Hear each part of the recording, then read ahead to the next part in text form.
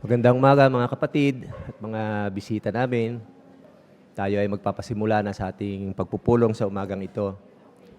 Pero bago yan, tayo ay aawit ng papuri sa ating Diyos na Jehovah. Ito ay ang song number 36, Bantayan ang ating puso. Halaw ito sa Kawikaan 4:23. Kung kayo nasa kalagayan, paksiyong tumayo at umalinsabay tayo sa musika.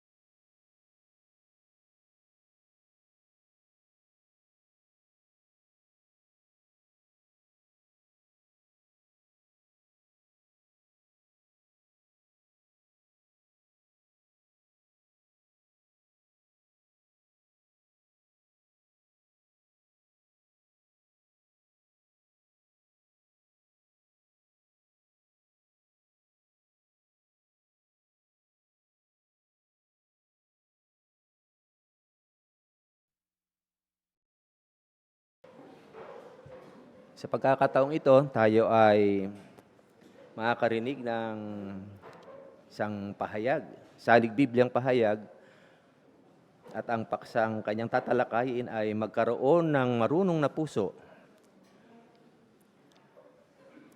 Mula sa Green Valley Congregation, ating paksiyuhan si Brother Olimpio Fajardo. Kagaya ng nabanggit, magkaroon ng marunong na puso. Iba-iba yung damdamin at pagkatao ang iniuugnay ngayon gamit yung salitang puso.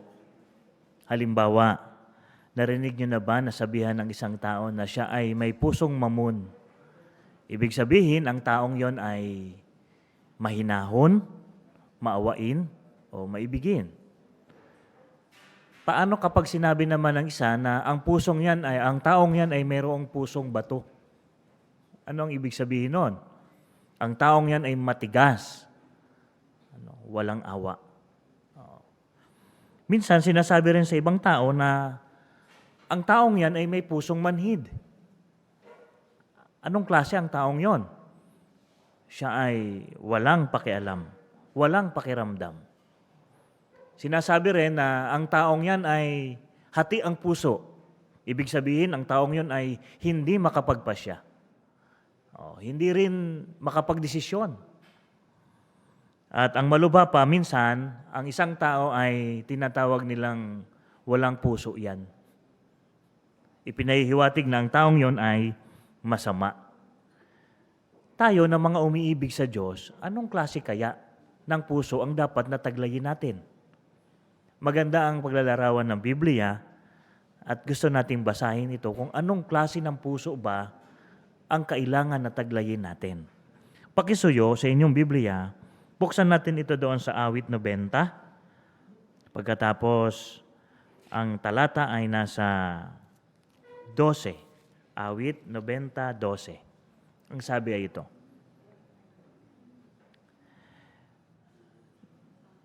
Ituro mo sa amin kung paano bibilangin ang mga araw namin para magkaroon kami ng marunong na puso. Ang sabi ni Jehovah, no? Ituro daw sa atin para magkaroon tayo ng marunong na puso. Ano ang ipinahihiwatig nito? At bakit kailangan natin ang isang marunong na puso? Hindi kagaya ng mga puso na inilalarawan kanina. Kung titignan natin, ang buhay kasi ng tao ay napakaikli. Kung maikli na ito, kailangan natin ng marunong na puso. Halimbawa, ayon sa mga dalubhasa, itong nakaraan na 2024, ang namamatay daw ay 2 sa bawat segundo. Mabilis mamatay ang mga tao kasi hindi tayo sakdal. Ang mga dahilan ay 3. Mahinang kalusugan, mababang antas ng pamumuhay kasama na yung krimen, pagkatapos yung tumataas na bilang ng karamdaman at mga sakit. Kaya ang buhay ay mabilis lang. Kagaya rin yan ng paglalarawan ng Biblia na mababasa natin doon sa awit 90 Gs. Atras tayo ng konti. Awit 90 Gs. Nakita niyo na po? Awit 90 Gs. Ang sabi, ang haba ng buhay namin ay 70 taon o 80 taon na mas malakas pa. Pero puno ito ng problema at kalungkutan. Mabilis itong lumilipas at naglalaho na kami. Inilarawan ng Biblia na ang buhay ng tao ay napakaikli. Kaya dapat lang na magkaroon tayo ng marunong na puso. Ayon sa mga eksperto, sa pagsusuri nila, ang buhay ng tao ay hindi nalalayo sa sinasabi ng Biblia. Halimbawa, ang mga lalaki, karaniwan na raw na ito ay umaabot ng 68.9 na taon. Mas mahaba ng konti sa mga babae. Yung mga babae raw sa buong mundo umaabot naman ng 73.9. Pero sa madaling salita, napakaikli ng buhay. At ang totoo, dahil sa kawalan ng pag-asa ng mga tao, dahil sa kaiklian ng buhay, itinataguyod nila ngayon yung isang estilo ng pamumuhay na kung tawagin nila ay YOLO. Narinig niyo na po ba yun? YOLO. Y-O-L-O. Na ibig sabihin ay, you only live once. Minsan ka lang mabuhay. Kaya ano ang sabi nila? Gawin mo nang masaya ang buhay mo. Kaya sinusunod nila kung ano yung gusto ng puso nila. Hindi na nila pinag-iisipan kung ano ang tama at mali. Hindi. Ang sinasabi nila, gawin mo kung ano ang gusto ng puso mo. Yung makasariling damdamin na yan na itinuturo nila at itinataguyod nila, hindi magandang resulta. Nagdudulot ito ng napakaraming problema. Kung ganyan sa ngayon, paano kaya tayo makagagawa ng mabuting desisyon? Maikli ang buhay. Napakahalaga na maingatan natin ito at makagawa ng mabuting desisyon na tutulong para mapasaya ang ating Diyos.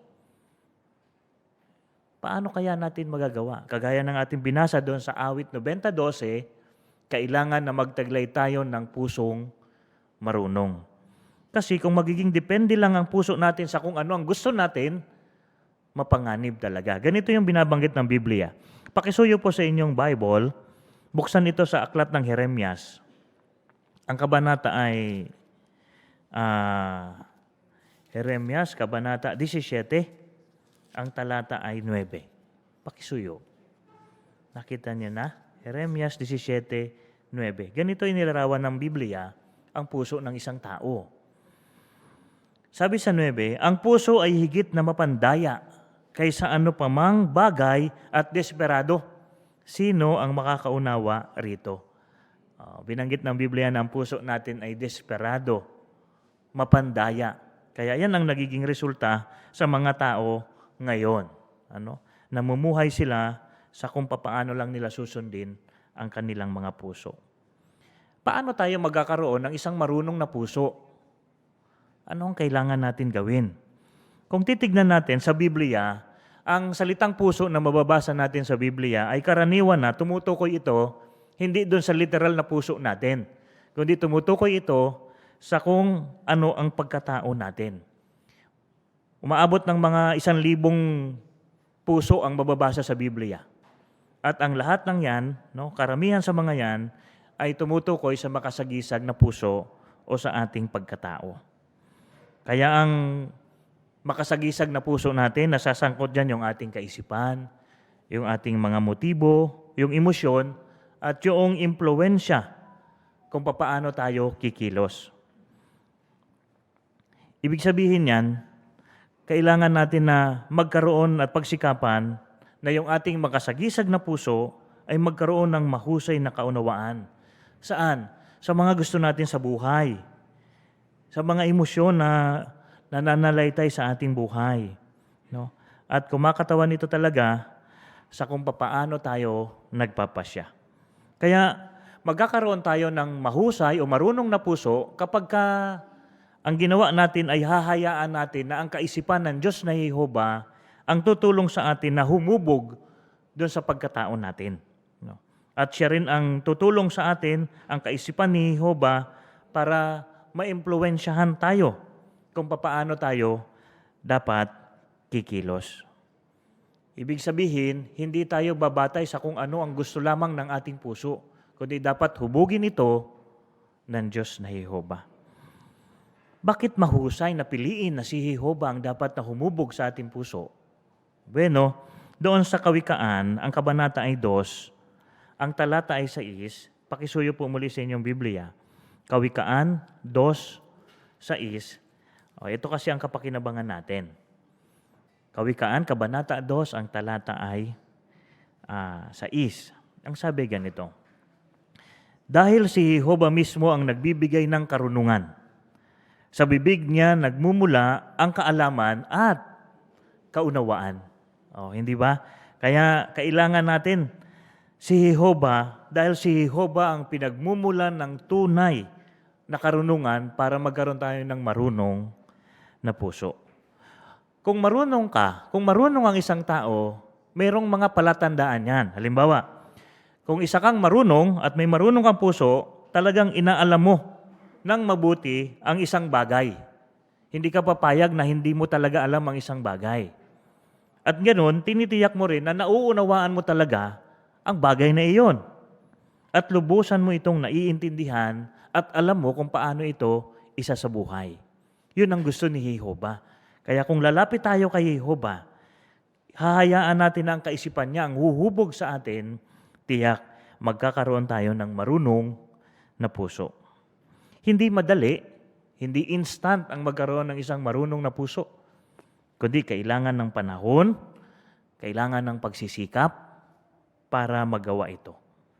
Ibig sabihin, para magawa mo na magkaroon tayo ng marunong na puso, kailangan mong maglaan ng panahon. Kailangan mong unahin sa iyong buhay na na malaman ang mga utos o kautusan ni Jehova, yung mga paalaala niya, yung mga payo niya, at pagsisikapan nating ikapit ito.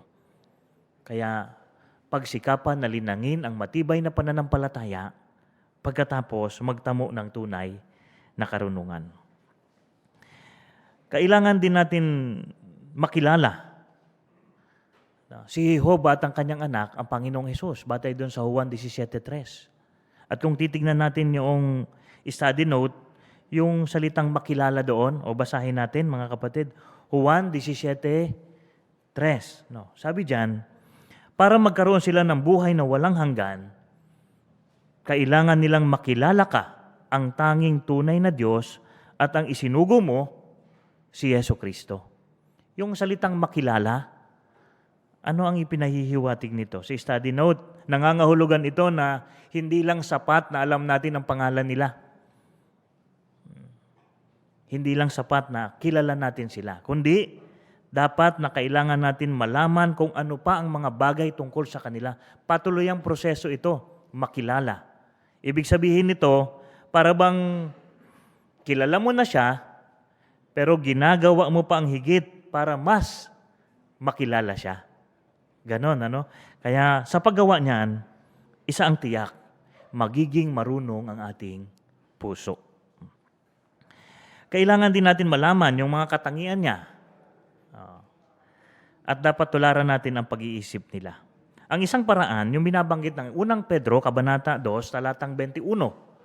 Ang sabi doon, pakisuyo sa inyong Biblia, unang Pedro 2:21. Sa katunayan, tinawag kayo sa landasing ito dahil maging si Kristo ay nagdusa para sa inyo at nag-iwan siya ng huwaran para sundan ninyong mabuti ang mga yapak niya.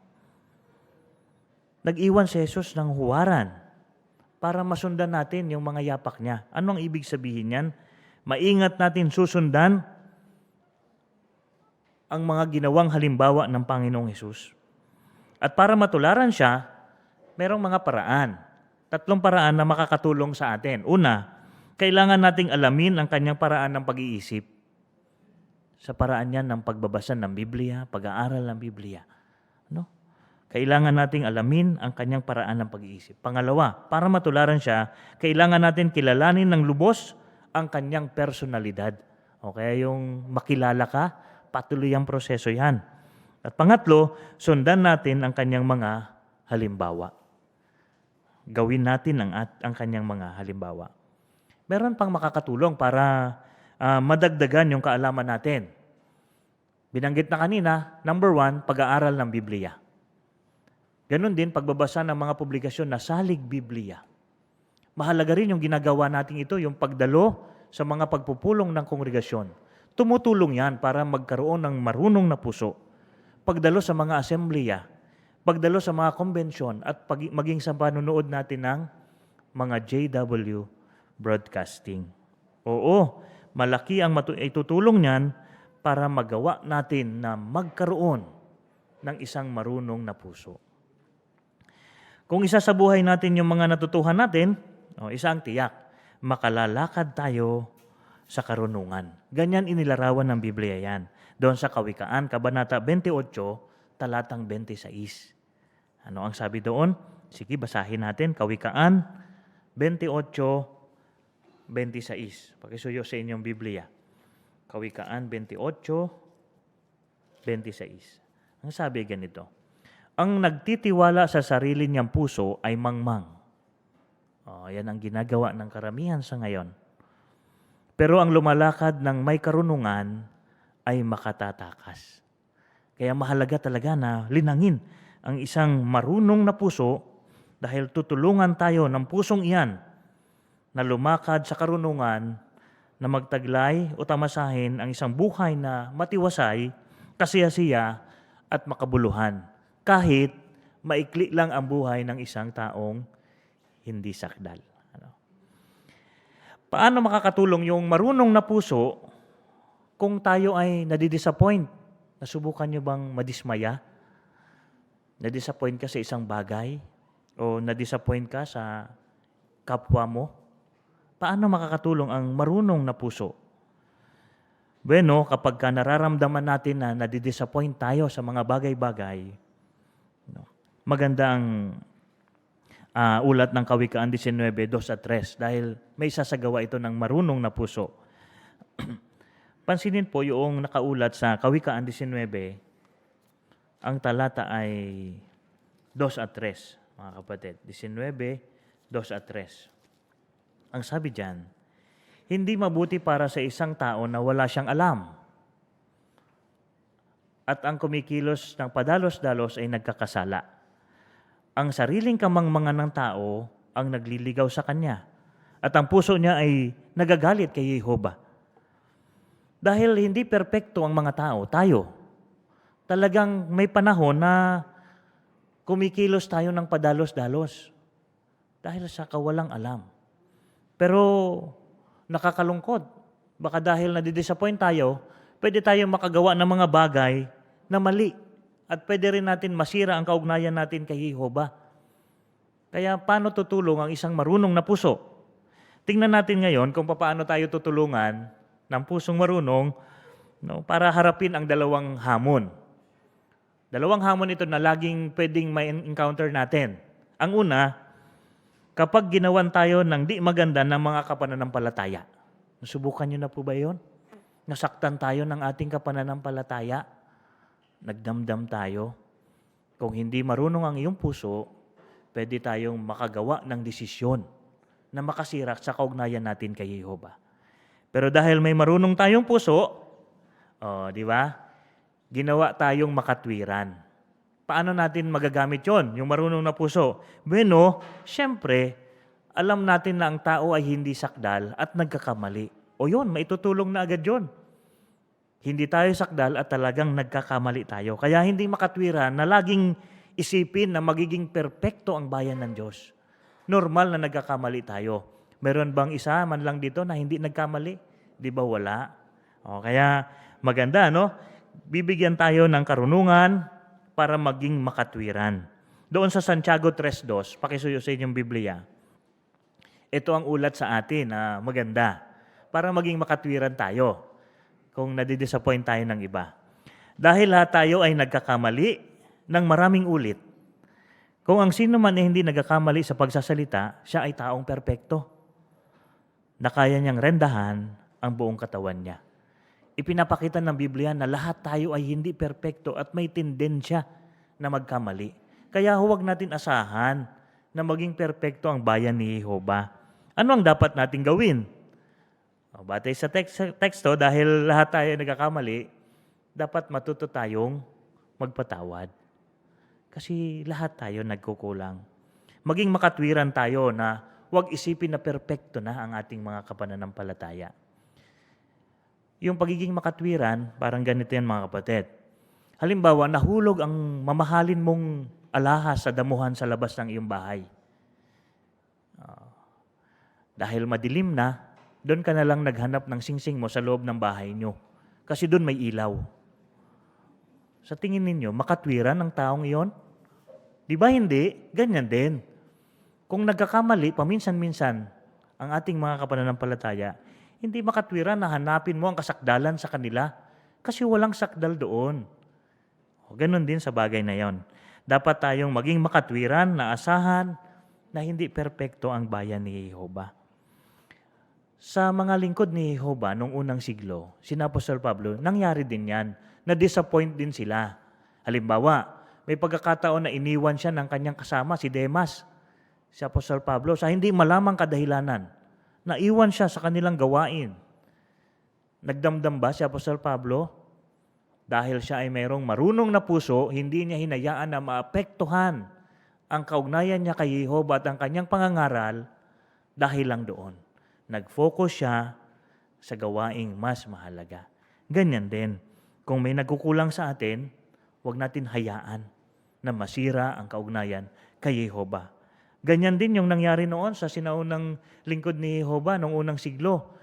Mayroong 2 sister na talagang hindi sila nagkaunawaan. Kaya normal lang magkamali. Basahin natin ang ulat na yan. Pakisuyo sa inyong Biblia, doon sa Pilipos, ang kabanata ay 4, ang talata ay 2 at 3. Sino ito? Sabi diyan, hinihimo ko sina Eodias at Sintike na magkaroon ng iisang kaisipan habang naglilingkod sa Panginoon. Oo, hinihiling ko rin sa iyo, tapat na kamanggagawa na patuloy na alalayan ang mga babaeng ito na nagpakahirap kasama ko para sa mabuting balita. Kasama si Clemente at ang iba pang kamanggagawa ko na ang mga pangalan ay nasa aklat ng buhay. Nagkaroon ng hindi pagkakaunawaan ang 2 masigasig na sister na ito. Pero pinayuhan sila ni Apostol Pablo. Takpan ng pag-ibig. Tulungan sila na maayos ito. Ganyan din sa panahon natin ngayon. Kung merong nakasakit sa atin, maganda. Sundan natin yung payo ni Apostol Pablo na sikapin na magkasundo. Takpan ng pag-ibig. Huwag tayong magdagdag pa na magkagulo lalo. Huwag tayong makisimpatya sa isa na alam natin magbubunga ito ng pagkakagulo lalo. Kundi, tulungan natin sila na maayos ito. Taglay natin kasi ang marunong na puso. Hindi ba kaya nating mamatay kasama ng mga kapatid? O siyempre, kaya rin nating mabuhay kasama sila. No? Yung maliit na pagkukulang, takpan natin. Inilarawan tayo bilang parang mga hibla ng damit. Pag sinilip natin yung damit natin, parang mga hibla na maliliit yan. At kung minsan, nagkakalamat yan, minsan napuputol pa. Kung hahayaan mo yan, masisira na ang damit. Kaya yung maliit na hibla na yan na nagkakawatak-watak, anong kailangan? Takpan ng pag-ibig. Sa larawan, makikita natin, parang ganito yan. Ano? Sisintikin noon, at pangalawa, ganito ang nangyayari kapag ka hindi natin gagawin. Yung damit, nabubutas. Pero kailangan mong takpan yan ng mas malaking pag-ibig. Hindi ba? Isang butas na tela, pero napakaganda na. Ganyan ang idinudulot ng marunong na puso. Natatanggap natin na hindi tayo sakdal. Iwasan natin na maging tendensya o ang tendensya na mag-focus tayo sa pagkakamali ng iba. Hindi ba alam natin na nakikita ni Jehovah ang mga mali natin? Pero ano ang kanyang ginagawa? Mahal pa rin niya tayo. Pinatatawad pa rin niya tayo. Ganyan din dapat tayo. Tularan natin si Jehovah na kayang magpatawad at itaguyod ang pag-ibig sa isa't isa. Okay. Tularan din natin yung pagiging matapat ng Panginoong Hesus. Maraming kaibigan ng Panginoong Hesus, pero hindi niya hinayaan na maapektuhan ng mga kaibigan niya o mga mahal niya sa buhay ang kanyang layunin. Maraming nagpapayo sa kanya. Halimbawa, si Apostol Pedro. Di ba? Nagpayo sa kanya na pwede bang huwag ka nang mamatay. Mabuti naman yung payo. Pero meron siyang tunguhin at dapat sundin ang kalooban ng kanyang ama. Kaya huwag natin hayaan na masira yung ating ginagawang hakbang doon sa paglakad sa buhay na walang hanggan. Tularan natin ang katapatan at pagtitiis ng Panginoong Hesus, anuman ang kalagayan. Pangalawang suliranin, kapag hindi nangyari yung inaasahan natin. Dahil hindi perpekto ang bayan ni Jehovah, nagkakamali tayo minsan. Halimbawa noon, dati nagkamali tayo sa pagkaunawa sa mga mangyayari sa hinaharap. Huwag natin tignan na panghinaan tayo. Dahil may marunong tayong puso, o hindi ba tulad ng mga apostol noon, inakala rin nila na sa panahon nila darating ang katuparan ng mga hula. Pero hindi naman nangyari. Paano natin dapat gawin? Bueno, sa tulong ni Jehovah, sa pagtataglay natin ng marunong na puso, ganito ang sabi ng isang matagal ng saksi. Natutuhan kong dapat nating aminin ang ating mga pagkakamali at patuloy na magsiyasat sa salita ng Diyos upang magkaroon ng higit na kaliwanagan. Pag nagkakamali tayo, tanggapin natin. Pero hindi tayo titigil na gawin ang kalooban ng Diyos. Parang lifeguard. Sa malayo, nakikita niya parang may nalulunod. Malayo eh. Kaya ang ginawa niya, pinuntahan niya yun agad. Pero pagdating niya doon, nagkamali pala siya. Hindi pala nalulunod. Pero ano ang punto? Hindi tayo titigil na gawin ang kalooban ni Jehovah kahit nagkakamali tayo. Gusto nating gawin pangunahin sa ating buhay ang nagliligtas na gawain, ang ipangaral ng mabuting balita. At alam natin na ang liwanag o yung kaalaman ay patuloy na lumiliwanag yan, sabi ng Biblia. Para tayong naglalakad niyan sa madaling araw. Noon, madilim talaga, hindi mo makita ang paligid. Pero dahil sumisikat ang araw, unti-unti mong nakikita ang iyong paligid hanggang tanghali na. Nakita mo ngayon na daanan mo, lubak-lubak pala. Hindi inaalis ng liwanag yung mga lubak na yan, pero anong ginagawa ng liwanag? Ipinapakita niya sa iyo kung paano mo dapat ingatan ang iyong paglakad kay Jehovah. So ganyan, may pagkakamali, may pagkukulang, pero hindi tayo titigil na gawin ang kalooban niya. Paano kung nahihirapan kang tanggapin yung mga turo? Isang katalinuhan, humingi tayo ng tulong kay Jehovah. Tingnan natin yung Santiago, Kabanata 1, talatang 5. Ganito ang kanyang sinasabi sa atin. Santiago 1:5. Kung ang sino man sa inyo ay kulang sa karunungan, patuloy siyang humingi sa Diyos dahil sagana siyang nagbibigay sa lahat at hindi nagdurusta at ibibigay iyon sa Kanya. Oo. Dahil meron tayong pusong marunong, hindi ba? Gusto nating patuloy na humingi sa ating Diyos at alam natin na ipagkakaloob niya sa atin iyon. Pwede ka pang matuto sa mga pagsubok na napapaharap sa iyo. Halimbawa, talagang ang hirap, struggle talaga. Pwede ka pa rin ba magkaroon ng marunong na puso? Pwede mo bang malinang yon? Pwede. Familiar po ba kayo sa perlas? Sa picture, meron tayong inihandang perlas dyan. Ayan. Napakagandang ano niyan, bagay. Napakagandang palamuti din sa atin yan. Pero alam niyo po ba kung paano nabubuo ang perlas? Ang perlas ay nabubuo dahil na-irritate yung shell. Pumapasok yung mga bagay na ayaw niya sa loob ng shell niya. Yun yung dahilan para mabuo ang perlas. Ang ginagawa niya, maglalabas siya ng liquid para balutin yung nakakairitang bagay na yon. Hanggang gawin niya ng gawin hanggang mabuo na ang isang perlas. Mula sa pagkairita, nakabuo siya ng isang napakagandang bagay. Ganyan din tayo. Kahit mahirap yung kalagayan, pwede pa rin makabuo ng isang marunong na puso na nagpapasaya kay Jehovah. Sa mga tambakan ng basura o tambakang lugar na, di ba nakakapakapangit ng lugar na yan? Pero pwede ba magkaroon ng isang magandang bagay dyan? Tingnan natin yung pangalawang picture. Kahit tambakan na, pwedeng tumubo ang isang halaman at mamulaklak ng napakaganda. Ganyan din tayo, hindi ba? Kahit pangit ang mga kalagayan, pwede pa rin mamulaklak tayo ng napakaganda dahil sinisikap natin magkaroon ng isang marunong na puso. Oo, maging determinado nawa lahat tayo. Na habang taglay natin ang marunong na puso, pasayahin si Jehovah sa araw-araw sa pamamagitan ng paraan ng ating pamumuhay. Patuloy na pagsikapan na magkaroon ng isang marunong na puso. Magandang umaga sa inyo.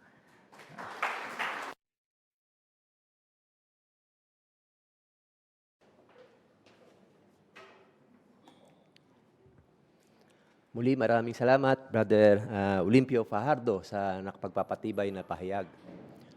Napaalalahanan tayo nitong lahat na kung isa sa buhay natin, yung mga natutuhan natin mula sa Diyos na Jehovah, isang bagay lang tiyak, magkakaroon tayo ng marunong na puso.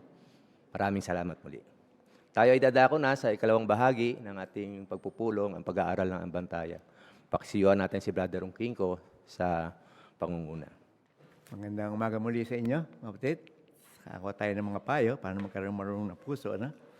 Ngayon naman ay talakayin natin isang bagay din na kailangan natin ng karunungan. Ano? Isipin natin yung mga paktang ito. So, ating gagawin muna, abit muna tayo sa ating pagsisimula.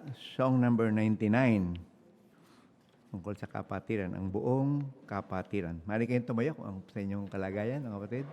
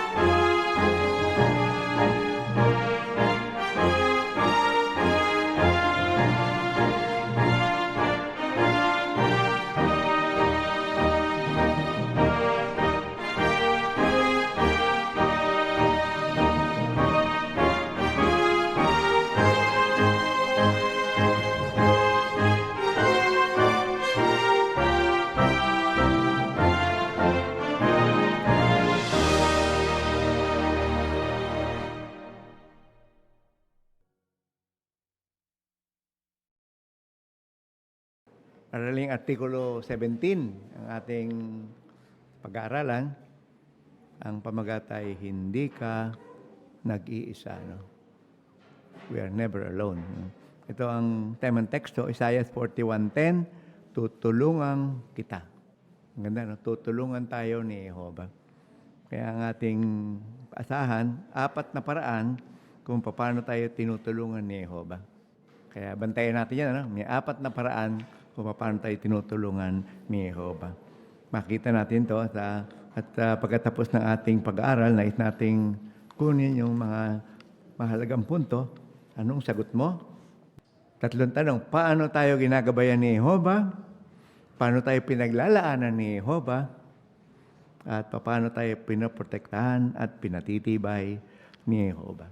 So, napakaganda ng ating pag-aaral at mayroon kayong pagkakataon na magkomento. Pinapasigla ko kayo na magkomento. Kahit may kli lang na komento, makapagpapatibay yun. Ano? At kung maraming punto, pakisuyo, isa lang komentohan nyo. Para yung iba naman, makapagkomento rin. So, handa na tayo sa ating pag-aaral. Ating hilingin si Brother Terence Moran para basahin na yung parapo. Kapag may mabibigat kang problema, baka pakiramdam mo, parang nag-iisa ka sa isang maliit na bangka sa gitna ng maalong dagat habang may bagyo. Pero sa totoo lang, hindi talaga tayo nag-iisa. Nakikita ng mapagmahal nating Ama sa langit ang mga pinagdadaanan natin. At nangangako rin siyang tutulungan niya tayo. Ito ang tinitiyak niya sa mga lingkod niya. Tutulungan kita. Tatalakayin sa artikulong ito ang 4 na paraan kung paano tayo tinutulungan ni Jehovah. Una, ginagabayan niya tayo. Pangalawa, pinaglalaanan. Pangatlo, pinoprotektahan. At pang-4, pinapatibay. Tinitiyak sa atin ni Jehovah na anumang problema ang mapaharap sa atin, hindi niya tayo papabayaan. Kaya hindi talaga tayo nag-iisa. Ang tanong natin sa paragraph 1 and 2, sa A, meron tayong 2 tanong. Bakit natin masasabi na hindi tayo nag-iisa? Tawagin natin muna si Tamara. Sige, Tamara. Our loving Heavenly Father not only sees our struggles, but also promises to help us get through them. Okay, salamat sa komento ni Tamara, no? Kasi hirap siya mag-Tagalog, kaya gusto niya makabahagi din, no? Sa Tagalog naman. Sister Magudayaw. Dahil po nakikita ng ating mapagmahal na Ama sa langit ang pinagdadaanan natin at nangangako siya na tutulungan niya tayo. Maganda yung 2 punto na yun, no? Nakikita at saka tutulungan tayo, no? Kaya ano yung 4 na bagay na paraan, paano tayo tinutulungan ni Jehovah? Doon sa B, pagkitin, Brother Evangelista ang isa. Salamat sa mga komento sa A. Ginagabayan niya tayo. Okay. Pangalawa, Sister Marieta Alburo. Pinaglalaanan. Okay. Tawag naman tayo sa gitna. Sister Bayanin. Pinoprotektahan po tayo ni Jehovah. At yung pang-4, Sister Jessica. Pinapatibay po. Okay. Tandaan yung 4 na yun, mga kapatid. No? Mag-review tayo dyan mamaya. No? Lipat na tayo, mga kapatid. Dito na tayo sa susunod na paragraph.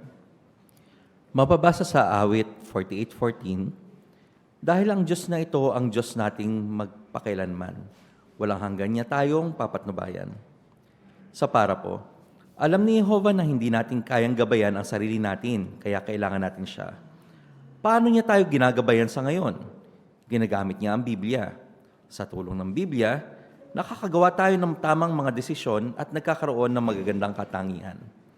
Kapag sinusunod natin ang mga payo sa Biblia, hindi lang tayo nagkakaroon ng pag-asang mabuhay ng walang hanggan sa hinaharap. Nagiging masaya rin tayo ngayon.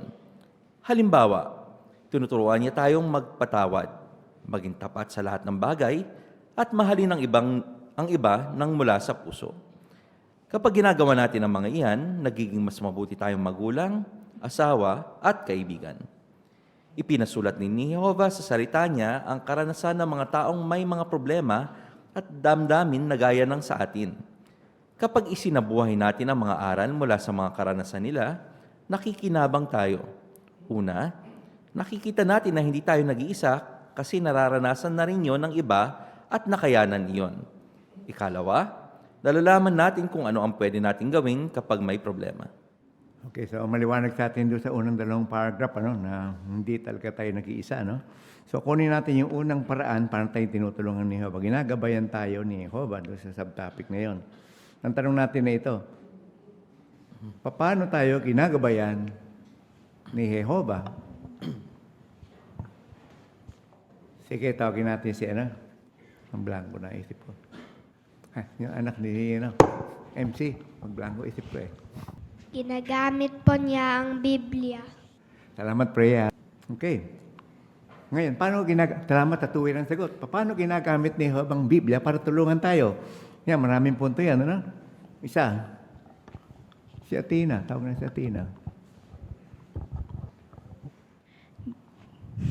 Ginagabayan po tayo ni Jehovah gamit ang Biblia. Dahil sa tulong po ng Biblia, nakagagawa po tayo ng tamang desisyon, nagkakaroon po ng magandang katangian at iba pa. Okay, very good. Tinira niya yung iba pa sa inyo, Maraming salamat sa sagot mo, Okay. Ano pa? Sister Mariano. Salamat, Athena. Kapag sinusunod din po natin ang payo ng Biblia, hindi lang umang po tayo magkakaroon ng pag-asang mabuhay ng walang hanggan sa hinaharap, magiging masaya rin po tayo ngayon. Ayun. Bakit tayo magiging masaya? Anong nagagawa ng ating pagsunod sa mga payo ng Biblia? May tatlong nagagawa ito eh. Ano yun? Kaya nagiging masaya tayo. Sister Mia, Enyo. Tinuturuan nga tayong magpatawad at maging tapat sa lahat ng bagay at mahalin ang iba ng mula sa puso. Ayun, ginawa niya yung tatlo, Ayun, isipin nyo, Kung taglay mo lahat yan, hindi ka ba masaya? Baka dati hindi ka nagpapatawad, Napakalungkot ng buhay mo. Pero nandito lahat yung tulong para sa atin, At anong resulta niya pag ganyan na tayo? Magiging anong klaseng tao tayo?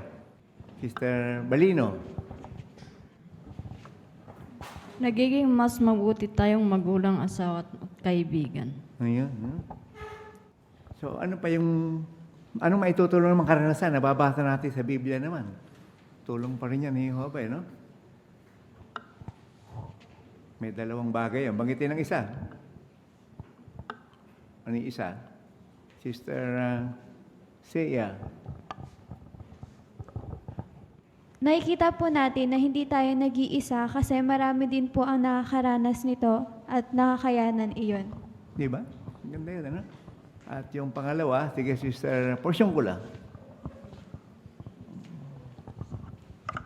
Binanggit po sa Roma 15:4 na lahat po ng bagay na isinulat sa Biblia ay nandoon para matuto tayo. So, kaya po, ang ikalawa, nalalaman natin kung ano yung pwede nating gawin kapag may problema tayo. Di ba? Ang galing yan, Kaya makita natin na mayroon talagang pangako si Jehovah na tayo ay gagabayan. Kaya binanggit sa 48:14, Ang ginamit ng salita dyan ay papatnubayan, pero ginamit din yung gagabayan, isang kahulugan nun sa atin, mga kapatid. Okay. Meron kayong gustong komentuhan teksto dyan para maitampok yung mga puntong pinag-usapan? Kaya isang teksto lang. Brother Rabanes. Ang Biblia ay lumalarawan sa flashlight na ginagamit sa isang tao sa madilim na sitwasyon. Kapag ang lingkod naman ni Jehovah ngayon ay nasa madilim na kaligayan dahil sa problema, kapag binasa niya ang Biblia, para itong flashlight, lumiliwanag yung kaisipin niya dahil laan ito ni Jehovah sa atin, tunay na kapakipakinabang ito sa atin kapag marami tayong problema sa buhay ngayon. Okay, maraming salamat. Ngayon punta tayo sa sino naman ang ginagamit ni Jehovah. Sa paragraph 5, para gabayan tayo. Ginagamit din ni Jehovah, mga kapatid, para gabayan tayo. Nandiyan ang mga tagapangasiwa ng sirgito na regular na dumadalaw sa mga kongregasyon. Dahil sa mga pahayag nila, napapatibay tayo at napapanatili ang pagkakaisa natin. Tinutulungan din tayo ng mga elder na manatiling malapit kay Jehovah. Tinuturuan naman ng mga magulang ang mga anak nila na mahalin si Jehovah, gumawa ng tamang mga desisyon at magkaroon ng magagandang katangian at espiritual na routine. Nakikinabang din ang mga mas batang sister sa magagandang halimbawa payo at pampatibay ng mga matured na sister sa kongregasyon. Okay, so tayo sa paragraph 5. Sino ang ginagamit ni Jehovah para gabayan tayo? Sa isang salita, sino? May dalawang salita lang. Sister Edar? Nandyan ho ang tagapangasiwa ng circuit to Okay. na regular na dumalalaw sa mga kongregasyon. Okay, salamat po, no? Jared? Ginagamit din po ni Jehovah ang mga kapatid para Ayun. gabayan tayo. Di ba mga kapatid? So kasama na yung CEO doon. Sino pa? Sino kasama sa mga kapatid? Brother Alcantara, sino po? Tinuturuan ng mga magulang yung mga anak nila para mahalin si Jehovah. Yan. Mga magulang, ano po? Gumawa ng tamang mga desisyon at magkaroon ng magandang katangian at spiritual na routine. Okay. Bukod doon, sino pa? Sister Jemia. Tinutulungan din po tayo ng mga elder na manatiling malapit kay Jehovah. Okay. Meron pa. Sister Brenda Tuason. Ginagamit din po yung mga matured na sister sa kongregasyon. Kaya huwag kayong magulat kung may sister magpapayo sa inyo, no? Hindi ka naman elder. Ba't papayo to? Ha? Kasama sila. Sa footnote, sino pa yung ginagamit din? Nakita niyo yung footnote? Sino pang ginagamit ni Jehovah para patibayin tayo? Para tayo, gabayan. Brother Richard, Victoria. Ginamit din po ng Diyos na Jehovah si Charles Taze Russell, may kinalaman sa 1914 na isang taon na mahalaga sa pagtatatag ng kaharian ng Diyos. Tama, ang galing, ano? Kaya makita natin meron diyang ginagamit ng mga tao, no? Pati mga governing body rin, ano? Ginagamit din sila. Okay? So, napakaraming tumutulong sa atin, ano? Kanina, di natin nakuha pala yung may footnote din pala doon sa kabila, no? Doon sa paragraph 3. Nandun naman yung paano tayo gagawa ng ano. Nakita niyo yung footnote doon sa paragraph 3? Sister Mariel? Dinidiin po dun sa article ng Bantayan kung paano po tayo tinutulungan ng Biblia para makapagdesisyon ng tama. Binanggit po dun sa article yung 6 na hakbang para makagawa tayo ng mahuhusay na desisyon.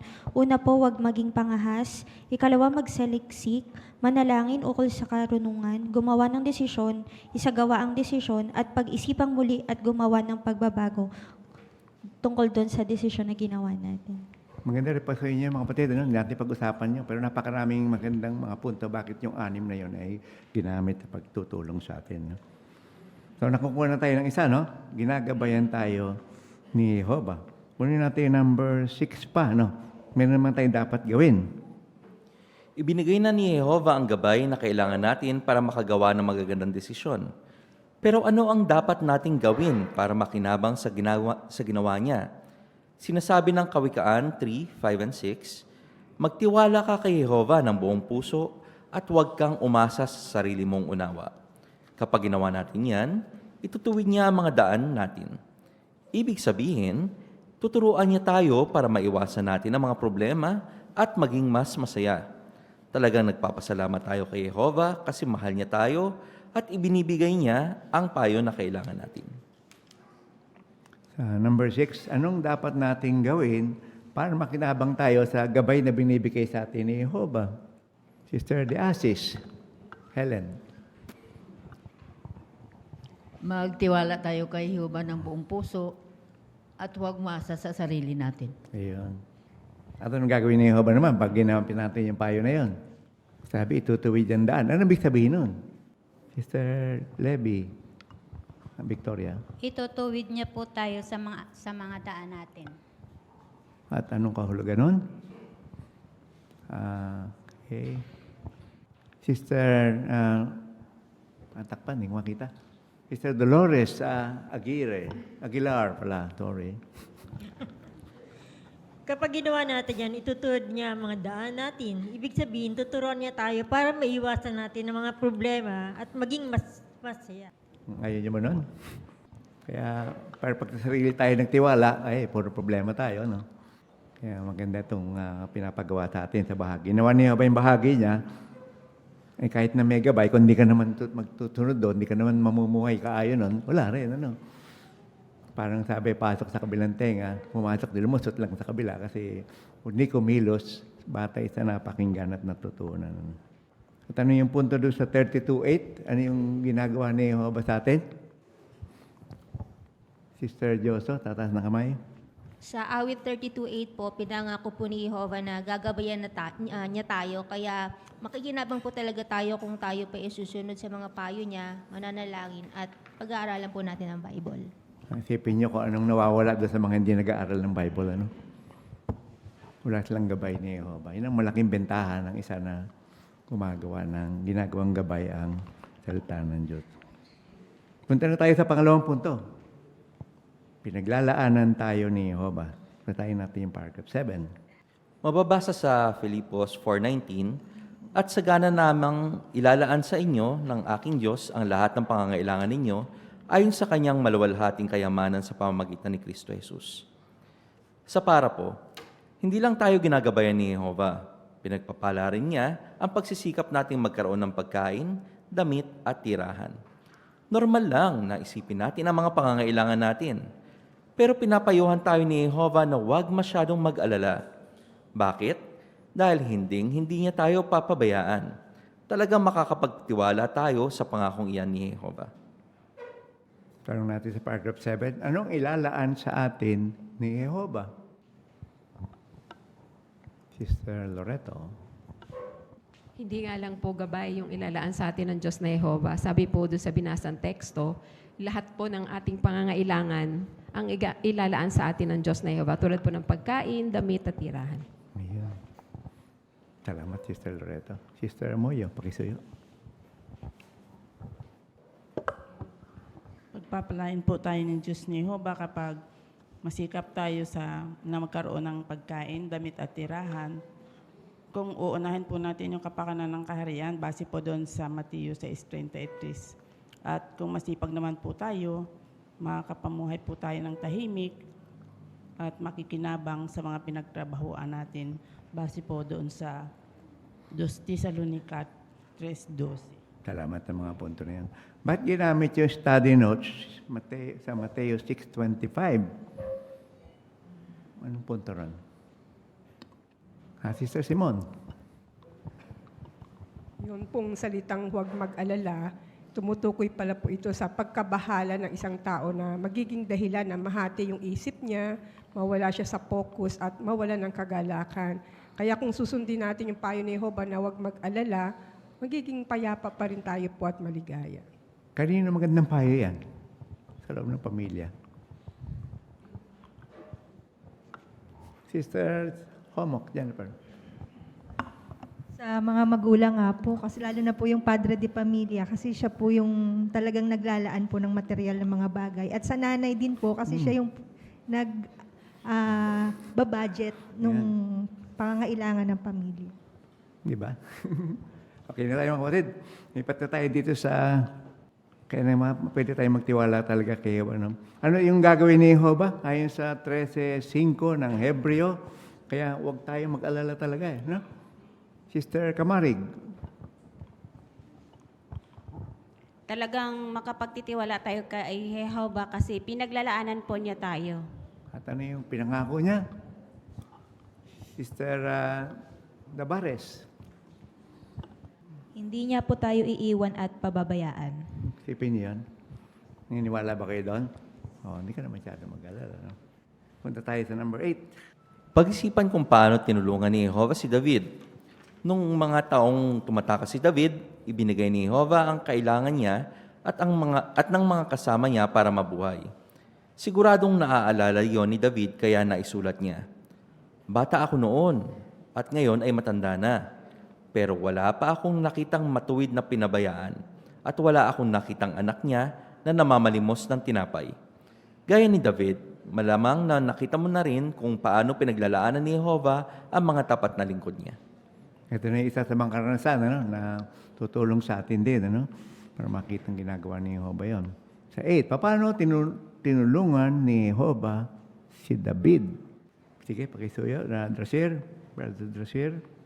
Binigay ni Job ang kailangan niya at ng mga kasama niya para mabuhay. Okay. Kaya ano yung ano yung nasabi ni David? Naintindihan natin ngayon. Ba't niya sinabi yan? Brother Domingo.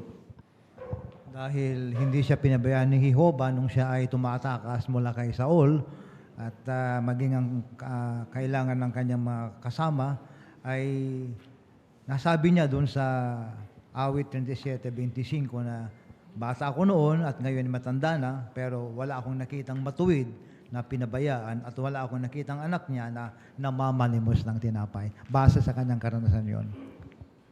Kamusta naman kayo? Naniwala ba kayo doon? Nangyari din ba sa inyo yan? Naobserbahan din ba niyo yan?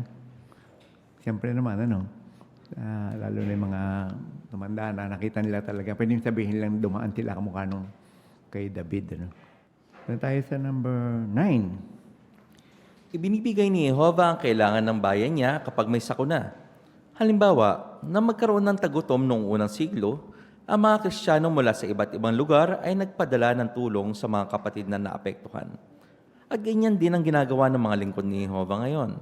Kapag may mga sakuna, ginagamit ni Jehovah ang bayan niya para ibigay sa mga lingkod niyang naapektuhan ang mga pangangailangan nila, gaya ng pagkain, tubig, damit, at gamot. Inaayos o itinatayong muli ng mga construction team ang mga nasirang bahay at Kingdom Hall. Agad din nagbibigay ng emosyonal at espiritual na tulong ang bayan ni Jehovah sa mga nawalan ng ari-arian o namatayan.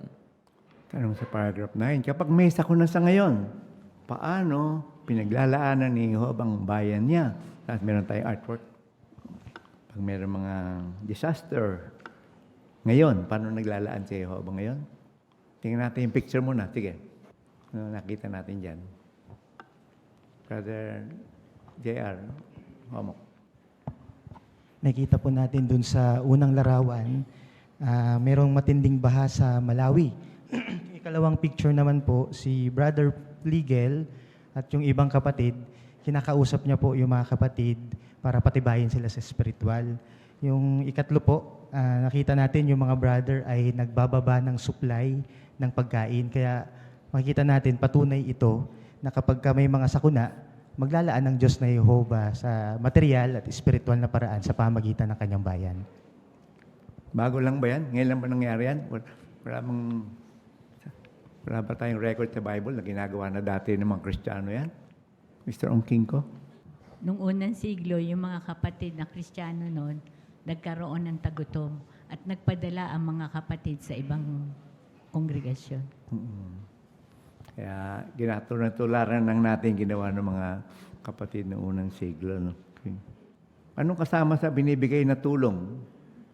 Bukod sa maglaan ng pagkain, ano pang ginagawang tulong sa kanila?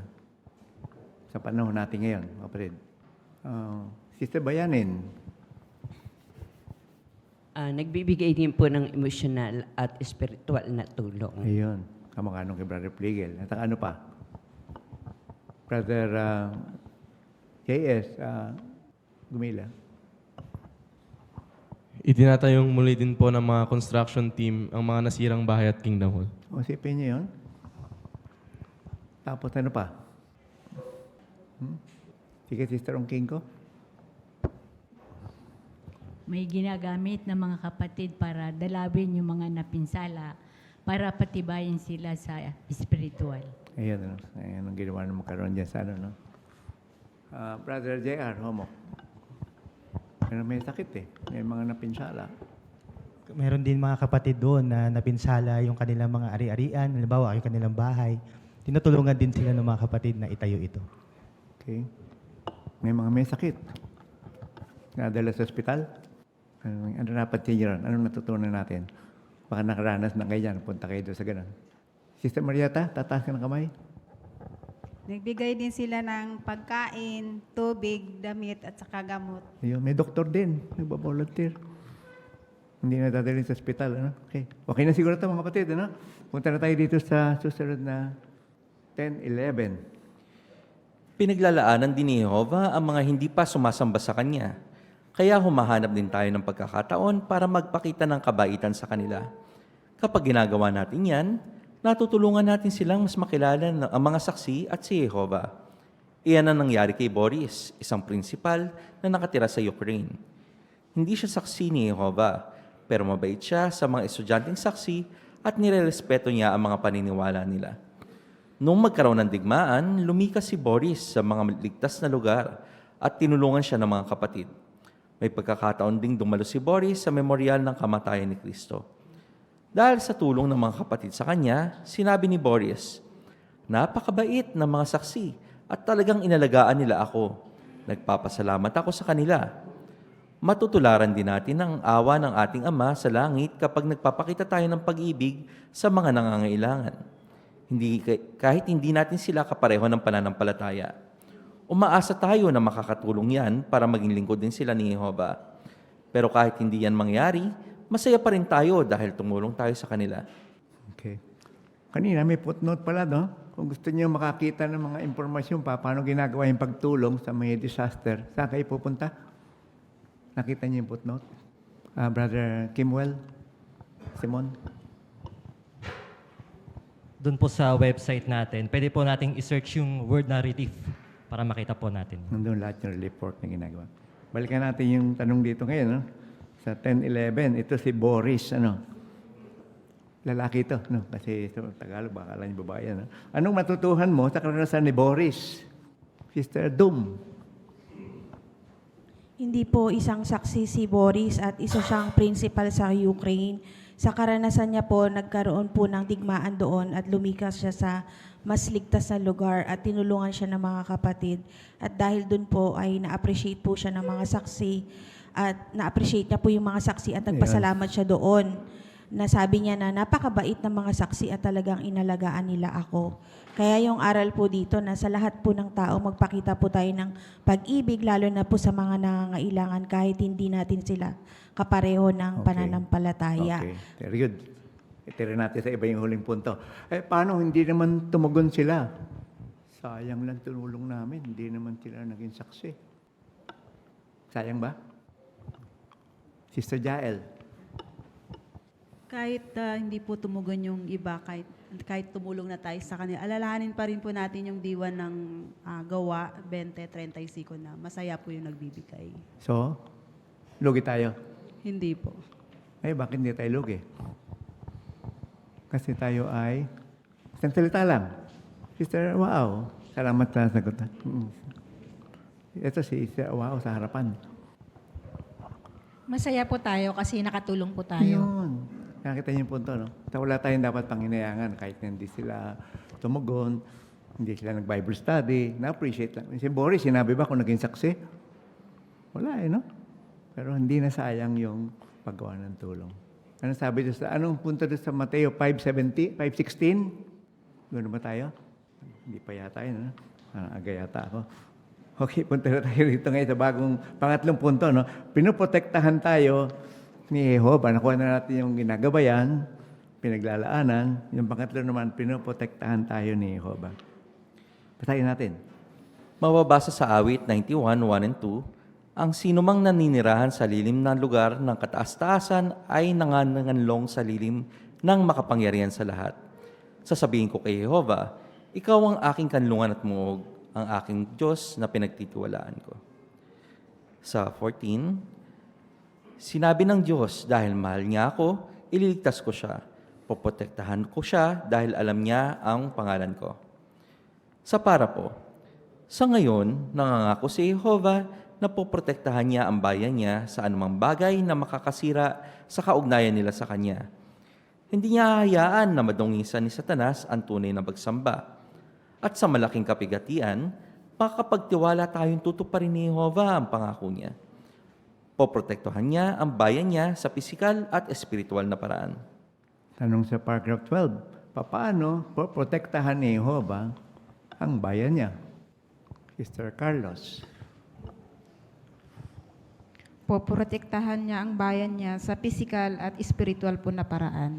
Okay, salamat sa tuloy na sagot. At ano pang asahan natin? Brother Loreto. Ang pangunahin sa Diyos na Jehovah ay maprotektahan tayo sa pakikipagrelasyon sa Kanya. nais ng Diyos na matamasan natin yung tunay na buhay na ibibigay niya sa hinaharap. Kaya kung meron mga nagsasabi na parang hindi naman kayo pinroteksyonan ng Diyos kasi nasalanta kayo ng bagyo, namatayan kayo, na-aksidente kayo, meron sa inyo dumalo pa sa pulong o sa konbensyon, namatay, na-disgrasya. Ang totoo, ang proteksyon ng Diyos, hindi siya ganun lang mga bagay. Ang proteksyon talaga ng Diyos, yung ikaw ay makapanahan sa tunay na buhay, sa isang pareisong buhay sa darating. Yun ang pinakamahalagang bagay. Salamat. Maganda yung punto rin. Ha? Ba't binanggit yung malaking kapikatian? Anong punto rin? Sister Homok, Jennifer. Kasi ito po yung panahon na yung mga lingkod ng Diyos na Jehova ay tutugisin po nung wad na reliyon, ay ng yun po ng gobyerno. Okay. Kaya makikita natin po na talagang kailangan ng mga lingkod ng Diyos yung pagpapatibay at pagtulong ng Diyos na Jehova. Sa diwa po nung 1:17-15, talagang pinagsumamo din po ni Jesus sa kanyang ama na tulungan po yung kanyang mga lingkod na nandito sa lupa, sa sanlibutan ito pa po. So, ano yung dalawang ibibigay ni Jehovah na proteksyon sa malaking kapikatian? Dalawa. Sister Gladys, pakisayo. Yung pong physical at spiritual. Ayun, kasi makakaligtas yung malaking pulutong, no? Kaya mayroong physical na protection na ron, ano? Punta tayo dito sa 13. Paano pinoprotektahan ni Jehovah ang bawat isa sa atin? Gamit ang Biblia, tinutulungan tayo ni Jehovah na malaman kung ano ang tama at mali. At kapag isinasabuhay natin ang mga prinsipyo sa Biblia, napoprotektahan din tayo sa spiritual at pisikal na paraan. Ginagamit din ni Jehovah ang kongregasyon para protektahan tayo. Kaya kapag lagi natin kasama ang mga umiibig sa Kanya at sa mga prinsipyo niya, napapatibay tayo at lumalakas ang paninindigan nating gawin ang tama. So, tanong natin, paano pinoprotektahan ni Jehovah ang bawat isa sa atin? Kaya, Sister Jana? Yung una po, ginagamit po niya yung Biblia. Tinutulungan po tayo ni Jehovah na malaman kung ano yung tama at ang mali. Okay. At yung pangalawa? Salamat, Jana, pagsagot na yan. Sige, si Athena. Mataas na kamay si Athena ulit. Ginagamit po ni Jehovah ang kongregasyon para magabayan po tayo at mapatibay po tayo. At natutulungan tayo ng mga kapatid na na lumakas ang panindigan natin gamit ang tama. Okay, salamat. Jenny May, taas ka ng kamay. Kanina, tataas ka ng kamay. Anong comment? Salamat, Athena. Jenny May. Ayun, ayaw ba kay Jenny May? Hindi kilala. At kapag isinasabuhay natin ang prinsipyo sa Biblia, napoprotektahan tayo sa spiritual at physical na paraan. So kahit ngayon may physical na protection na rin, no? Susunod mo lang yung payo ng Biblia, no? Eh, ba't binanggit yung Isaiah 32:1 and 2? Ano ba yun? Ano bang connection yun? Sister Moyo? Ginagamit nga po ng Diyos na Jehovah ang kongregasyon para protektahan tayo at binanggit po dun sa Isaiah 32:1 at 2 na mga tulad prinsipe, sila po yung mga elder para mga laga po sa kawan, nagbibigay po sila ng spiritual na tulong at pampatibay loob po para sa atin. Yun, mga elders, ginagamit din, ano? Komento kanina, congregation. Brother Rabanes. Dahil Diyos natin si Jehovah, talagang makakaasa tayo sa tulong niya. Halimbawa, tulad ni Propeta Elias, pinaprotektahan siya mula sa mabangis na si Reyna Jezebel. Pinaprotektahan din ni Jehovah si Haring David mula sa mamamatay taong si Goliath. At si Daniel mula sa gutom na leon. Protektahan din tayo ni Jehovah mula sa mga panganib kung hihingi tayo ng tulong sa Kanya at magtitiwalang tulungan niya tayo. Ayun. Hindi nga lang ititake off niya habang leon kung pupunta ka sa leon ngayon, ano? Salamat, tamang karanasan na yun sa Bible yan. Very good. Basahin natin yung last paragraph nung 13. Last sentence pala, hindi last paragraph. Last sentence, binasa na nga pala yung paragraph. Sister Sarah Felicitas. Kaya kapag lagi natin kasama ang mga umiibig sa Kanya at sa mga prinsipyo niya, napapatibay tayo at lumalakas ang paninindigan nating gawin ang tama. Yun. Nasa 13:20. No? Pero ang kasama natin hindi umiibig kay Jehovah, may protection ka ba doon? Na gawin ng tama? Hindi. No? Baka lalo ka pang turuan ng gawin ng mali. No? Kaya magandang paalala ito sa atin gaano kalaking tulong yung brotherhood, yung pagkasamahan ng mga kapatid. No? Tayo sa 14. May mga pagkakataon na iniligtas ni Jehovah ang mga lingkod niya noon. Pero bakit hindi niya iyan laging ginagawa? Sinasabi ng Biblia na pwedeng maapektuhan ang lahat ng tao ng mga di inaasahang pangyayari. Hinayaan din ni Jehovah na pag-usigin o mamatay pa nga ang mga lingkod niya noon para mapatunayang sinungaling si Satanas. Posible ring mangyari yan sa ngayon. Hindi man alisin ni Jehovah ang mga problema natin ngayon, makakaasa tayo na hindi niya tayo kailanman iiwan. Tanong natin dito sa A, bakit hinahayaan ni Jehovah na makaranas tayo ng mga problema? Di ba mahal naman tayo ni Jehovah? Bakit pinapayagan niya magka-problema tayo? Brother Tuason. Kanina ay tiniyak sa atin bilang bayan ng Diyos na talagang meron tayong proteksyon sa physical at spiritual. Pero bilang mga individual ay hindi naman sa atin tinitiyak talaga na meron tayong proteksyon sa physical sa bawat pagkakataon. At ganito yung nangyari nung mga unang panahon, meron din naman mga lingkod ng Diyos na iniligtas, pero meron pagkakataon naman na hindi nakaligtas yung iba. Kaya sa pagkakataon sa ngayon, hindi natin inaasahan yung physical na pagliligtas sa atin. Maaring ipahintulot ni Jehovah ito dahil nga doon sa binanggit ng Ecclesiastes 9:11 na di inaasahang mga pangyayari. At pagkatapos doon sa mga nangyayari, mga pagsubok sa atin, maaring ipahintulot ni Satanas na tayo ay mamatay. Ni Jehovah pala. Oo nga, no? Salamat, ano? Tama, maganda yung mga kapatid, ano? Brother Alburo, salamat na kumato rin. Para na mapatunayan na talagang si Satanas ay sinungaling. Oo, kumisa kailangan na dumating sa ganung punto, no? At ano yung footnote na makatutulong sa atin yung footnote dyan? Brother Gumila. Ang punto na yan is mag-lead sa atin sa binanggit ng Unang Korinto. Unang Korinto 10:13. Binanggit ni Pablo doon na hindi tayo tuksohin ng higit sa ating makayanan. Kaya nag-lead din ito sa tanong doon sa isang brother, doon sa footnote, doon sa question from reader, na sabi niya na nung magpakamatay yung anak nila, mag-asawa, ang tanong niya, pati una bang inalam ni Jehovah na makayanin namin ang sakit na ito ng aming mag-asawa? Kasi sabi doon, hindi tayo tuksohin ni Jehovah ng higit sa ating makayanan. Ibig sabihin, alam ni Jehovah in advance na yung anak namin ay magpakamatay. So, sabi doon sa sa conclusion, doon sa binanggit doon sa question from reader, sabi dito, walang makakasulatang dahilan para maniwalang pati unang inaalam ni Jehovah ang matitiis natin at sa kanya pinipili ang mga pagsubok na mapapaharap sa atin batay rito. Kaya dito mayroong 4 na dahilan. So, basahin na lang natin yung mga dahilan nito, yung 4 na ito. Maganda yung mga kapatid, basahin yung referensya na yun. Umipat na tayo siguro mga kapatid. No? Mayroon pa tayo isang mahalagang punto na kailangan mapag-usapan. No?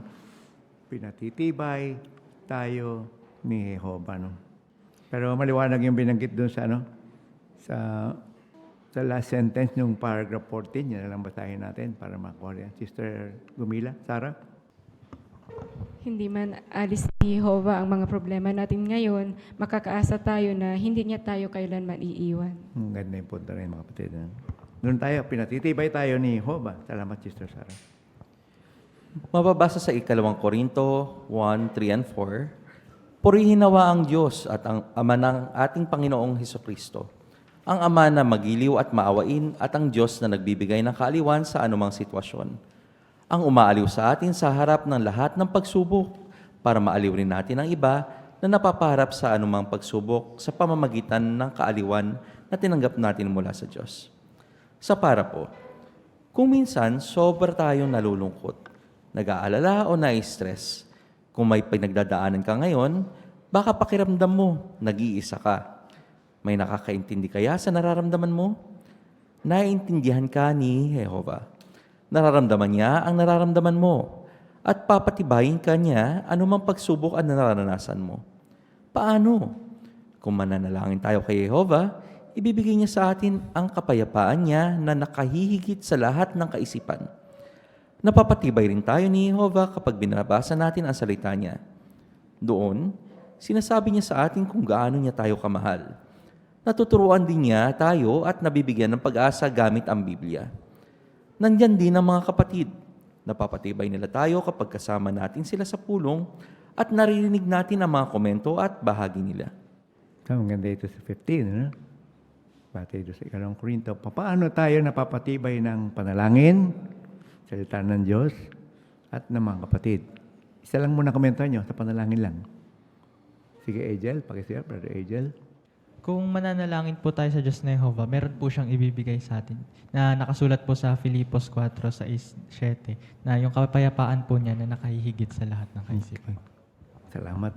Doon naman sa salita ng Diyos, para tayo napapatibay niyan sa Bible. Brother Manal, no komento rito? Taas mo kamay mo. Tutulong din yung Bible sa atin na mabigyan tayo ng pag-asa. Hindi tulad ng mga tao sa sanlibutan ngayon na dahil dun sa dami ng problema nila, ay sumusuko sila sa buhay. Pero tayo, kahit na may maraming problema yung kinakaharap natin, taglay natin yung pag-asa ng Bible. Okay, salamat. Ano? At yung mga kapatid, paano sila ginagamit para tayo mapatibay? Brother Kyle de Asis. Napapatibay din po tayo ng mga kapatid. Kasama natin sila sa pulong dahil sa naririnig natin sa mga komento nila at mga bahagi nila. Isipin nyo, no? Kung may bahagi kayo rito, may pribileyo kayo magpatibay. Napapatibay yung mga kapatid. No? Kaya huwag kayong mag-alala na makatayang yung bahagi ko. Sana iba na lang gumanap nito. Hindi. Ginamit ka ni Jehovah para magpatibay din. Ano? Saka yung nagkukomento din. Salamat. Ano? Hindi tayo lahat matatawag sa komento. Pero mamaya, aawi tayo. Lahat tayo pwedeng magbigay ng pampatibay o pakibahagi rito. Nandun tayo sa 16. Makikita sa karanasan ni Nathan at Priscilla na mula sa United States kung paano tayo pinapatibay ni Jehovah gamit ang salita niya. Lumipat sila sa lugar kung saan mas malaki ang pangangailangan. Umasa kami na pagpapalain ni Jehovah ang desisyon namin, ang sabi ni Nathan. Pero noong nandun na sila, nagkasakit sila at nagkaroon ng problema sa pera. Kaya umuwi na sila, pero kinakapos pa rin sila sa pera. Pakiramdam ko noon, hindi kami pinagpala ni Jehovah, ang sabi ni Nathan. Kaya naisip ko kung may nagawa ba akong mali. Di nagtagal, na-realize ni Nathan at Priscilla na hindi talaga sila pinabayaan ni Jehovah. Noong mga panahong yon, napakalaking tulong sa amin ang Biblia. Doon kami nakakuha ng pampatibay at gabay.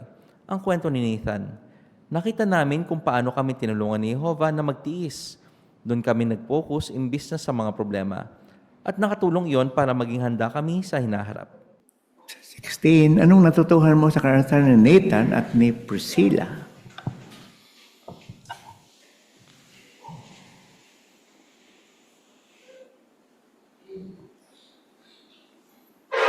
Sige, Brother Manal. Sige. Baka kung minsan, yung inaasahan natin na paglilingkuran, hindi yun yung mangyari. Tulad dun sa nangyari dun sa karanasan. Pero binanggit ng brother na nakita namin kung paano kami tinulungan ni Jehovah na magtiis at doon kami nag-focus imbis na sa mga problema at nakatulong iyon para maging handa kami sa hinaharap. Ganda ng experience nila, no? Nagamit pa sila, lumabas pa yung experience nila sa Watchtower, no? Bakit ano ba yung naging problema nila? Kaya parang naisip niya, ba't ganun? May mali yata. Sister Pe, homo?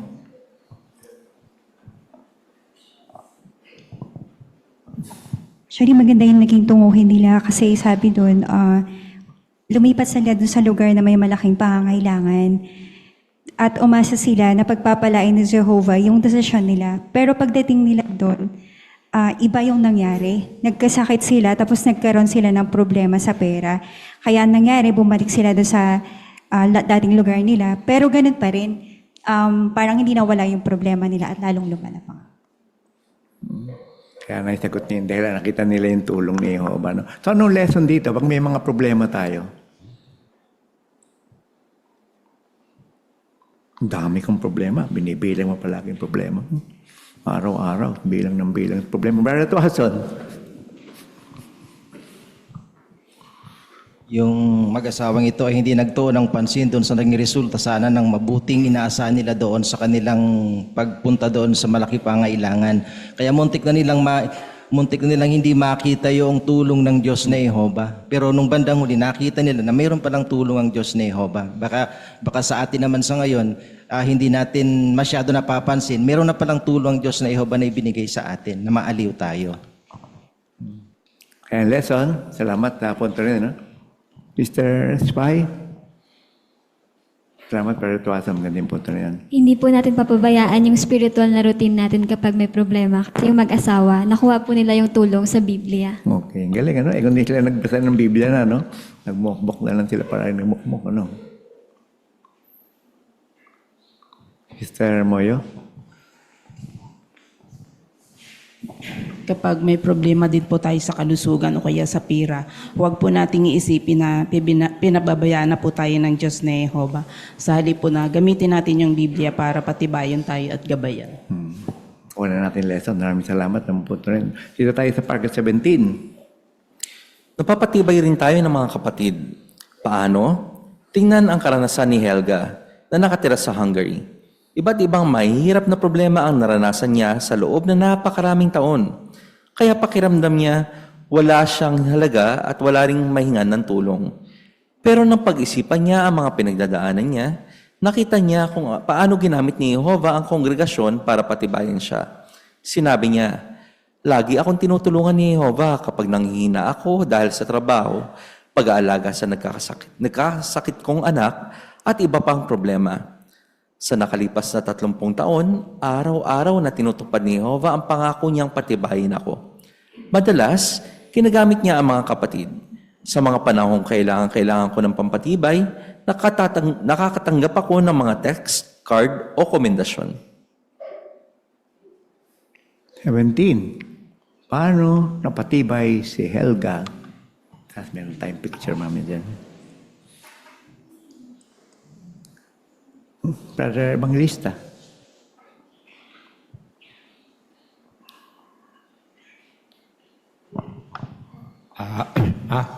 Nakita niya kung paano ginamit ni Jehovah ang kongregasyon para patibayin siya. Galing, ano? Tama, may sagot. Tuwira, makapunta yung punto, ano? Ano ba yung sabi ni Helga sa kanyang kalagayan? Ano ba yung naging damdamin niya? Kaya kailangan niya labanan yon.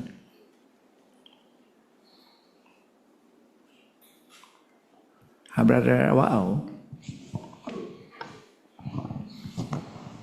Pakiramdam po niya, wala siyang halaga at wala na siyang mahihingahan ng tulong. Ang hirap yun, no? Kaya parang nag-iisa lang siya, no? Pero nung bandang uli, ano sabi niya? Ano naging komento niya pagkatapos doon?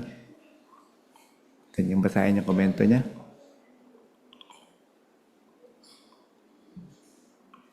Sister De Asis.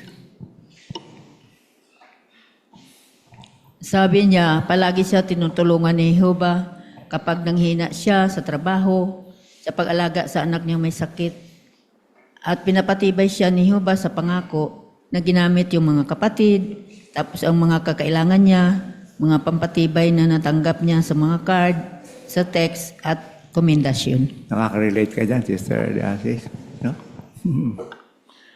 Kung tayo sa larawan.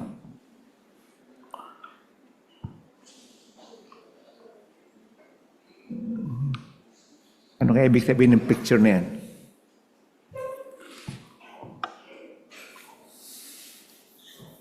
Sister Mariel?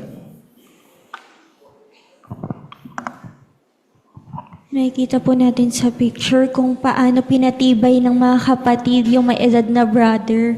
Makikita natin sa larawan, dun sa mga bilog, tinetext siya, tinatawagan siya, dinadalan siya ng grocery, tapos may isang kabataan na nagbibigay ng drawing sa kanya. Kaya isa po itong paraan na napatibay si Brother Chester. Kaya tayo din po sa ngayon, magandang tularan po natin ito, lalo na dun sa mga kapatid na nanghihina o may pinagdadaanan para mapatibay din po sila. Simple lang ang pwedeng gawin, ano? Alin man dyan, pwede kayong pumili, ano? Paano mo nalaman yung pangalan ng brother na matanda? Ganun din ang sister ng king ka. Paano nalaman, sister? Yeah. Pinalaking larawan, yung pala yung pangalan niya, no? Napakapalad ng brother na to, no? Pati yung pag-alagay sa bantayan, napatibay din siya, no? Na ginamit yung kanyang karanasan para mapatibay siya. So, pwede natin kayahin yan, mga kapatid, no?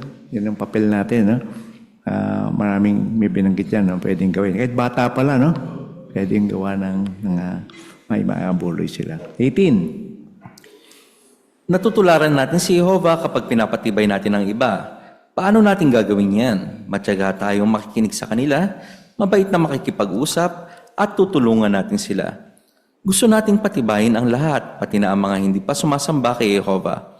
Kaya ano ang ginagawa natin kapag nalulungkot sila? Nag-aalala o may sakit? Dinadalaw natin sila, nakikinig tayo, at pinapatibay natin sila gamit ang Biblia. Hindi lang natin natutulungan ang mga kapatid na magtiis kapag tinutularan natin si Jehovah, ang Diyos na nagbibigay ng kaaliwan sa anumang sitwasyon.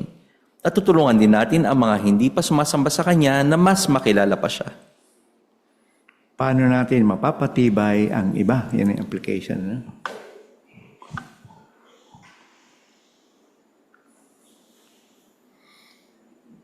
Brother Jess Bermeo, pagsiyo.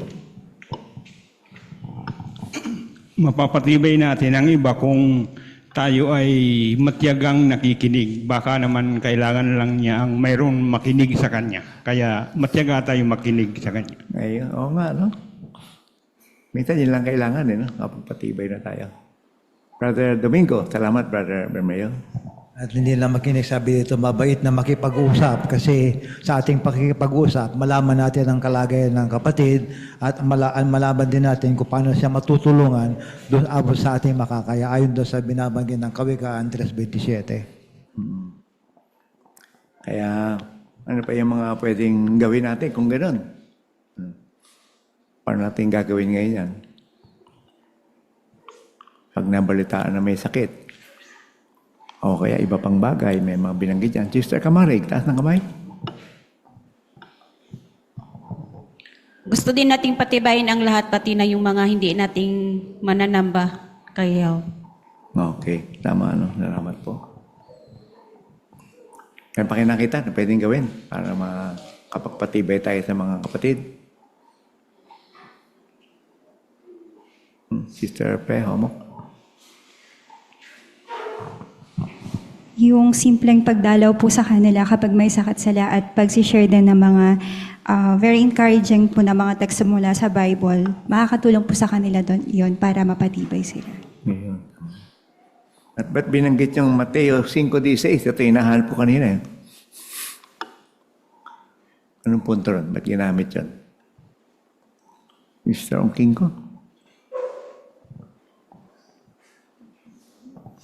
Kapag gumagawa tayo ng mabuti sa iba, nakikita nila ito at maaaring maging daan nito para sambahin din ng ating Diyos. Okay. Tama. Salamat. Ano? Last topic tayo. Laging nandyan si Jehovah para sa atin. Paragraph 19. Talaga nagmamalasakit si Jehovah sa lahat na nagmamahal sa Kanya. Hindi niya tayo papabayaan kapag may problema tayo. Inaalagaan niya ang mga lingkod niya gaya ng pag-aalaga ng isang magulang sa anak niya. Ginagabayan niya tayo, pinaglalaanan, pinoprotektahan at pinapatibay. Matutularan natin siya kung tutulungan at papatibayin din natin ang iba kapag may problema sila. Ano man ang pagdaanan natin, makakasigurado tayong laging nandyan si Jehovah para sa atin. Nangangako siya, huwag kang matakot dahil kasama mo ako. Talagang nakakapagpatibay malaman na hindi tayo nag-iisa. Maraming salamat, Brother Darren, sa inyong paglilingkod. Tanong natin sa 19, anong ginagawa ni Jehovah para sa atin? paano natin siya matutularan. Yung unang bahagi lang muna. Sister Levy, Victoria. Hindi niya tayo pinababayaan kapag may problema tayo. Okay, salamat. Paano natin siya matutularan? Anong gagawin natin? Brother Aaron, Pailagot. Matutularan natin siya sa pamamagitan ng pagtulong at pagpapatibay sa iba sa panahon ng kanilang pangangailangan. Kaya nakakapagpanatag din na malaman na kahit anong pagdaanan natin, kasama natin palagi si Jehovah. Kaya ano tayo? Hindi tayo, kung gano'n, hindi tayo ano? Ang salita lang. Hindi tayo Brother Alcantara, isang salita lang po. Kaya huwag tayong matakot. Dahil tutulungan tayo ng Diyos. Tama. At saka hindi tayo.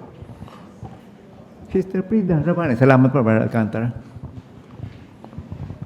Hindi po tayo nag-iisa. Ayun.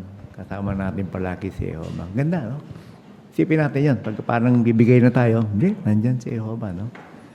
Matanong, ito, review na tayo. Paano tayo ginagabayan ni Jehovah? Sister Rhoda de la Cruz. Ngayon, ginagamit niya po yung Biblia at sa tulong nito, nakakagawa po tayo ng tamang mga desisyon at nagkakaroon ng magagandang katangian. Okay, good. Brother Walter Lipad, salamat ka, Rhoda. Ginagamit din po ni Jehovah yung mga kapatid, tulad po ng mga tagapangasiwa ng sirkito, pati po ng mga elder. Dahil sa payag nila, papatibay po tayo. Okay. Sige, si Sister Sophia Alcantara. Salamat, Walter. Sa mga real life accounts po na nasa scriptures, matututuhan po natin na ang mga valuable lessons at ma-realize din po natin na hindi tayo mag-isa sa problema natin. Okay, salamat. Good.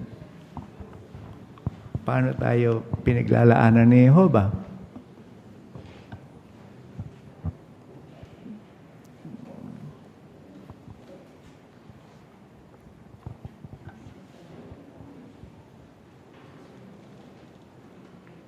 Sister Irene Pailagot. Basically, pati una yung pagsisikap niya na magkaroon tayo ng pagkain, damit, at ganun din yung mga, pag may mga sakuna, pinaglalaanan niyan tayo, andyan yung mga elder, yung mga kapatid sa kongregasyon. Okay. At yung paano tayo pinaprotektahan naman, salamat Sister Irene, paano tayo pinaprotektahan at pinatitibay ni Jehovah? Pinagtama na yung dalawa, no? Sister Joso.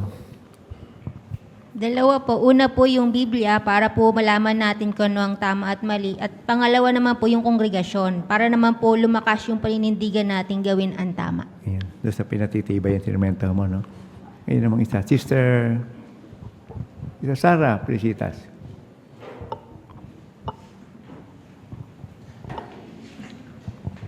Sa spiritual po at physical, pinaprotektahan po tayo. Okay, salamat. Sister Dong. Doon po sa Isaiah 32:1-2, ginagamit din ni Jehovah yung kongregasyon, yung mga elder para protektahan po tayo. Okay. Tapos na tayo mga kapatid. Maraming salamat sa inyo. Marami tayong natutunan. At sinangkapan tayo ng kaalaman kung tayo ay makakatagpo ng mga nasa sitwasyong kamukha nito. Nang pakiramdam niya nag-iisa na siya, parang nasa dagat, tapos may bagyo. May papel tayong pwedeng gawin. Kung tayo naman makaramdam nito, kailangan lang natin ripasuin ito para mapatibay tayo na hindi tayo kailanman nag-iisa. Salamat sa inyo mga komento, sa pakikinig na mabuti, at sa susunod na linggo ay mga brother naman ang maghahandang mabuti, no? Kasi mga kabataang brother, sana nandun kayo para magtaas ng kamay, ano? Huwag kayo mag-absent sa Sabado, no? Kasi kayo yung para sa inyo dedicated yung paksangin, ano? Pinapasalamatan din natin yung mga bisita natin na nakasama natin dito. Tiyak na nakinabang din sila sa pag-uusap nito. Pwede tayo ngayon ay aawit ng papuri sa ating Diyos bago tayo manalangin. Awit 100, maging mapagpatuloy.